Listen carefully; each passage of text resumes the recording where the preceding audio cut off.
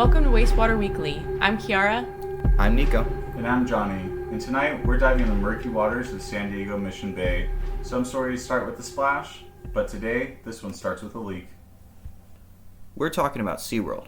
Not the one you remember from family trips or fun brochures, but the one tangled in toxic secrets, forgotten files, and a landfill that may be hiding more than just garbage. If you've seen Blackfish, you know SeaWorld's name is already steeped in controversy. But this story isn't about Shamu. This one starts with a landfill full of hazardous chemicals. We'll also be bringing on a special guest, Philip Musgas, to talk about the hazardous firework debris later on. Between 1952 and 1959, the city of San Diego, the U.S. Navy, and the aerospace industry all dumped hazardous waste and barrels of toxins into Mission Bay's landfill. No liners in this landfill, and barely any record keeping.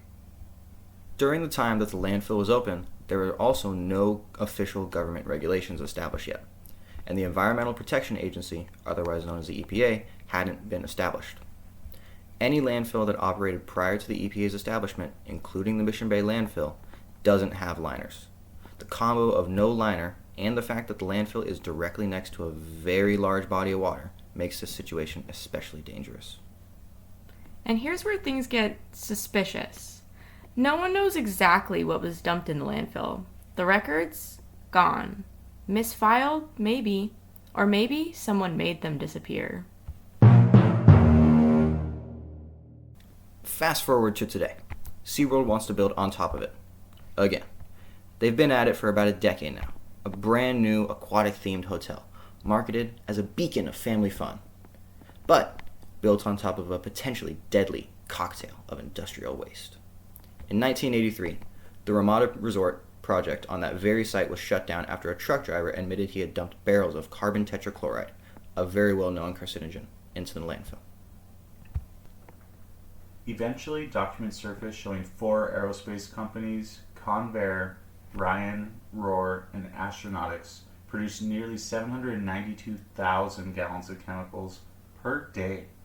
And around the same time, groundwater samples were collected by the city to test the safety of the area. And do you know what they found? More than 60 priority pollutants, heavy metals, pesticides, and organics, all flagged by the EPA. Then, there was a South Shores Park event. In 1988, the city started building South Shores Park in the area near the landfill. Workers building nearby hit a pocket of hydrogen sulfide gas.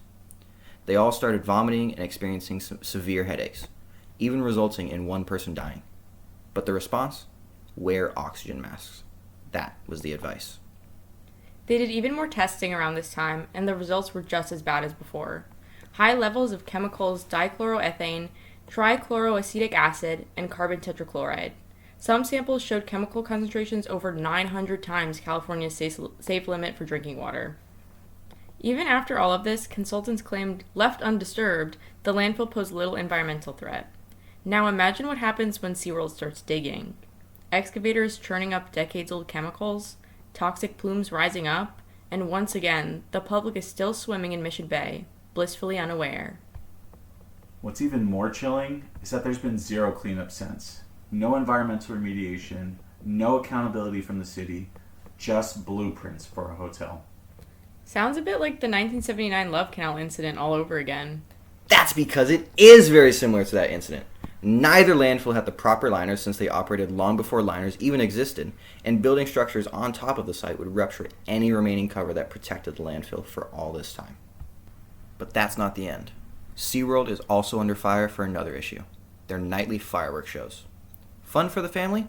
Obviously, but according to environmental groups, also destroying the aquatics ecosystem. We got the chance to speak with Philip Musgas, Executive Director of San Diego Coastkeeper. Coastkeeper is an organization that works to protect and restore clean water throughout San Diego County. Currently, Coastkeeper is in the process of suing SeaWorld for violating the Clean Water Act with their fireworks pollution.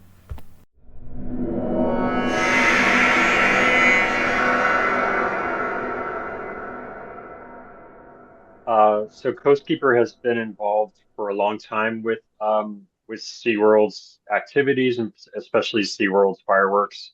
There was an earlier lawsuit over 10 years ago that that Coastkeeper is involved in with some other groups that basically raised concerns about SeaWorld firing off fireworks above Mission Bay and not having any kind of government oversight to make sure that they cleaned up their pollution, right? And so, or to how they manage the fireworks, how they managed cleanups afterwards, or there wasn't any kind of measures to see if SeaWorld was kind of monitoring what the impacts on the bay were from their fireworks displays. So that earlier litigation led to the state and the regional water quality control board, which I'm happy to explain if you don't know what that is.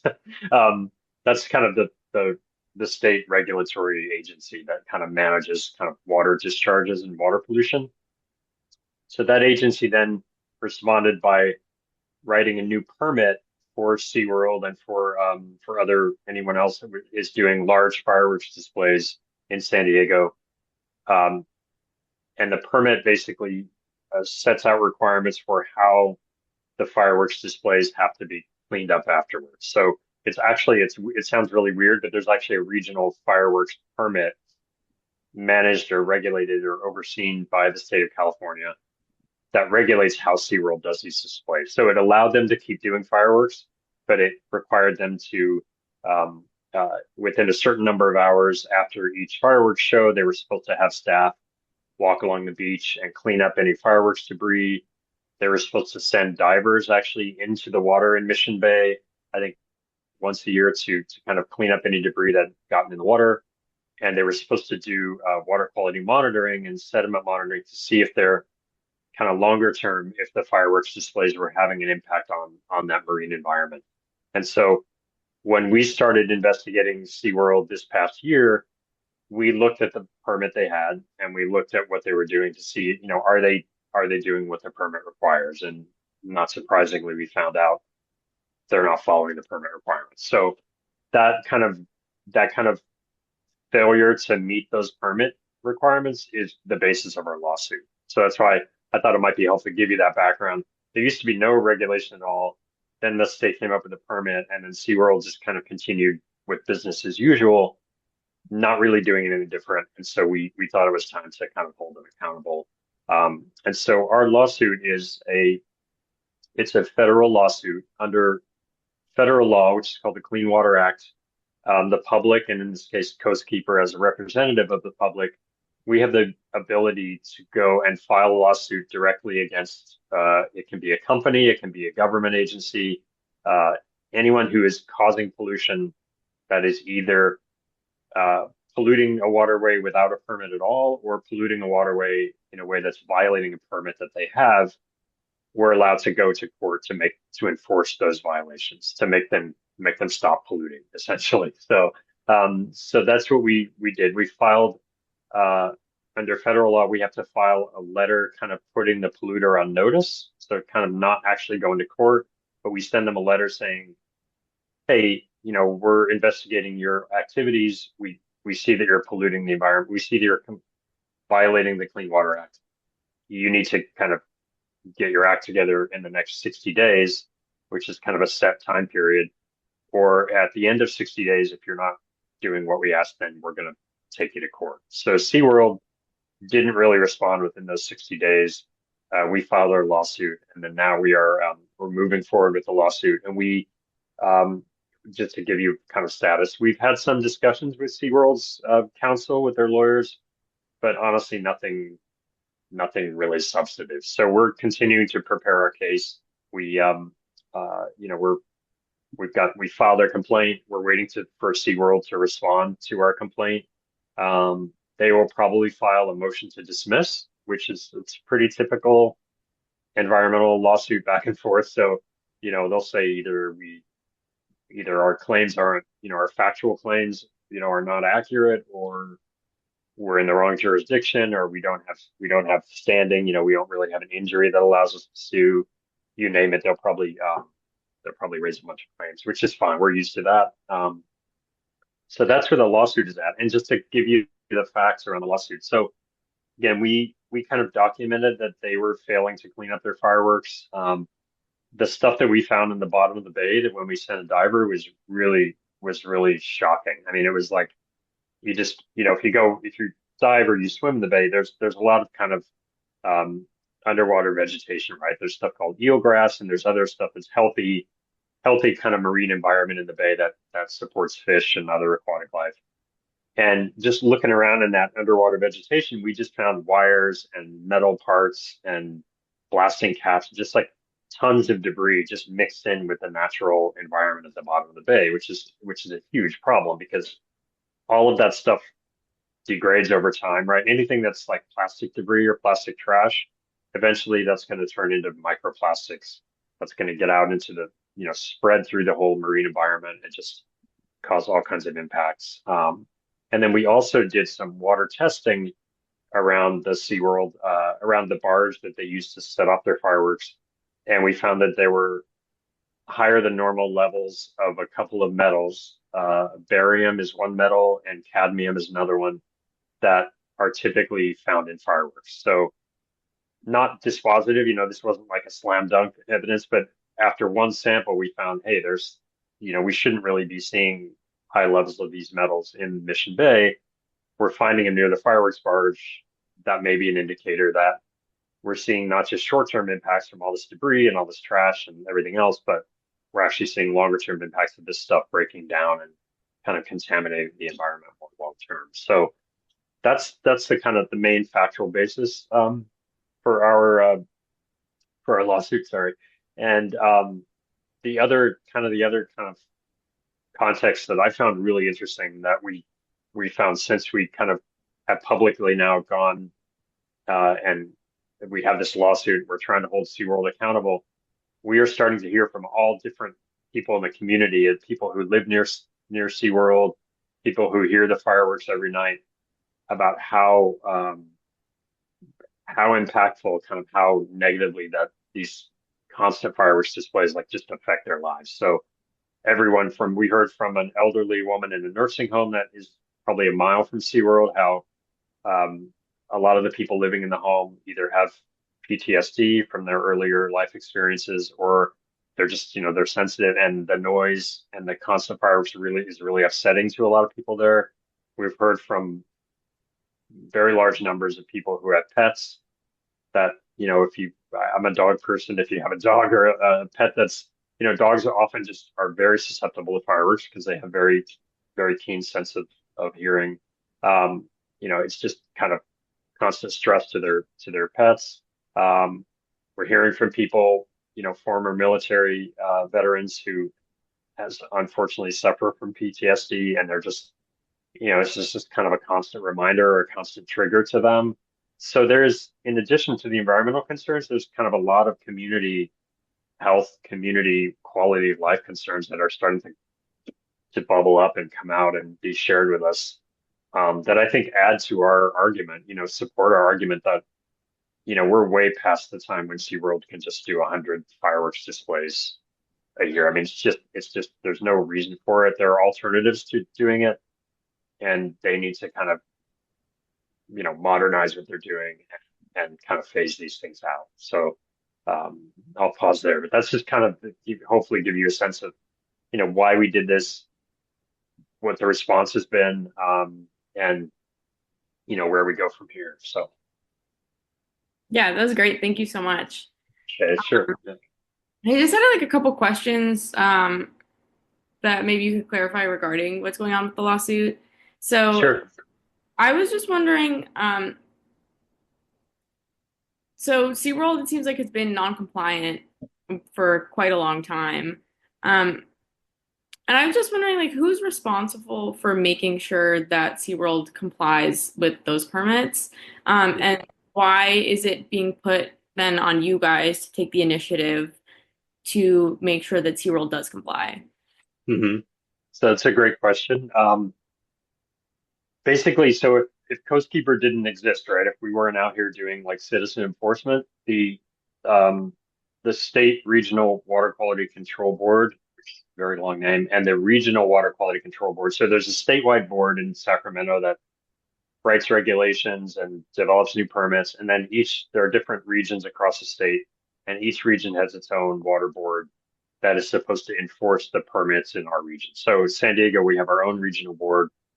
they are the ones with the authority to make sure SeaWorld's complying with this fireworks permit, and they just are not doing their job. So that's um, what typically the reason for that is at the state level, the state regional board has very limited resources. They don't get a lot of funding through the state budget. And typically what you see, especially with enforcement of their laws, is that they have a very small enforcement team, of attorneys and engineers and scientists. And their approach is to like find the biggest polluters and the biggest problems and kind of spend their time on those. And a lot of these other issues, even that we think are serious and have to be addressed, they're kind of put on the back burner or they're just not even paid attention to at all. And so our role in kind of being a citizen enforcer and a citizen watchdog of our waterways is really, really important because, we've seen for decades now, we've been doing this for 30 years and excuse me, we know that the state water board and I'm sorry, the regional water board, they will probably never have the resources to really enforce all of their permits. So we really play a critical role in that. It's an interesting mix of kind of, us, it's kind of a big part of our work, our approach to our mission. So we do it. We're very experienced at doing it. And we're willing to do it, but we also are always pushing the water board and we're pushing the state budget. They need more resources because even with our help, we're still not enforcing all the permits and the permit violations that we have in our region, right? There are thousands of Clean Water Act permits. Um, we have a good system of kind of trying to find the ones that are causing a lot of pollution, and then going after those. But we have two attorneys on staff and we have, outside attorneys we work with, but we're not, it's not like we have a whole law firm devoted to this. So it's really lack of resources, at the state level.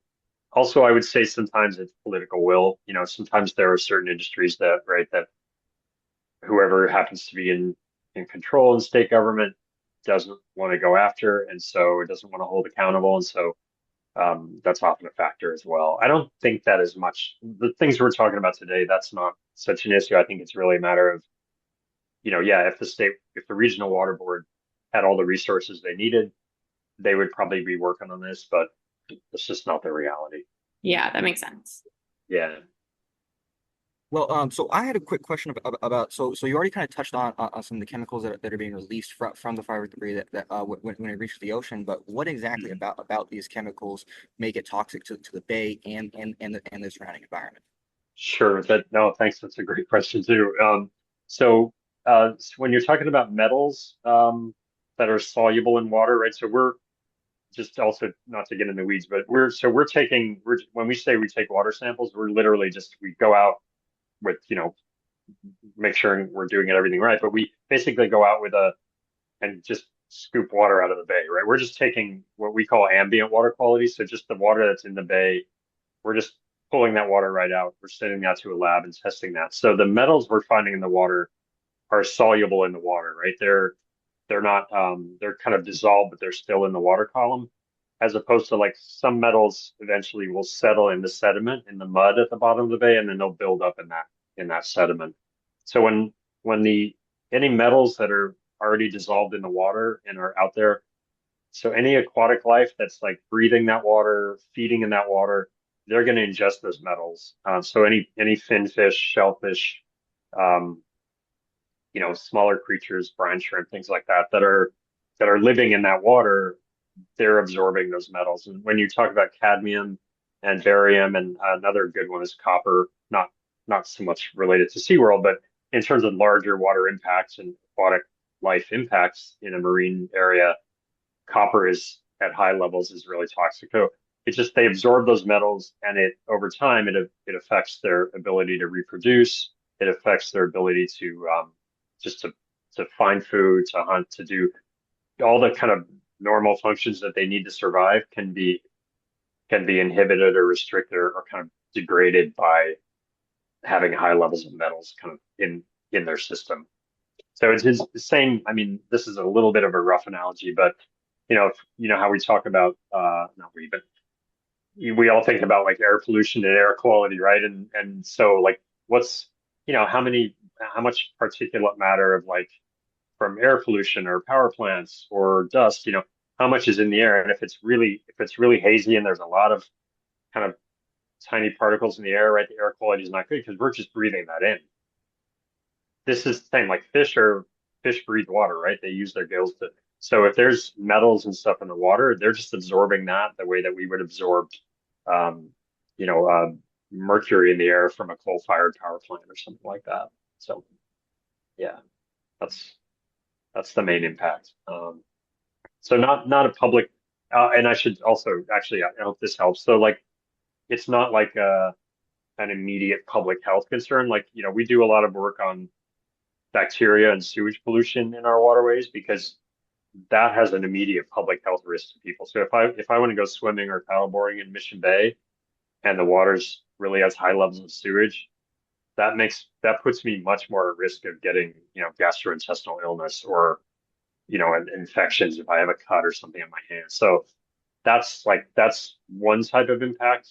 When we're talking about fireworks impacts, we're really talking more about the marine environment and kind of, if we want Mission Bay to be a healthy aquatic ecosystem, we need to reduce the amount of pollution we're putting into it.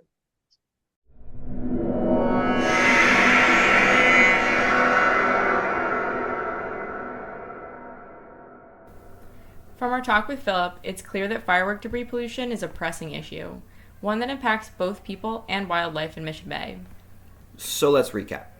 A forgotten toxic dump, mysterious missing records, hazardous waste polluting our waters, and a corporation trying to bury it all under a resort. Yeah, and what's most alarming is SeaWorld's ongoing disregard for environmental harm on multiple fronts, and how city officials have mostly stayed silent on this issue. That's just disheartening. This shouldn't fall only on nonprofits and citizens. Yet, that's exactly who's leading the fight. Groups like Coastkeeper and community advocates who refuse to look away.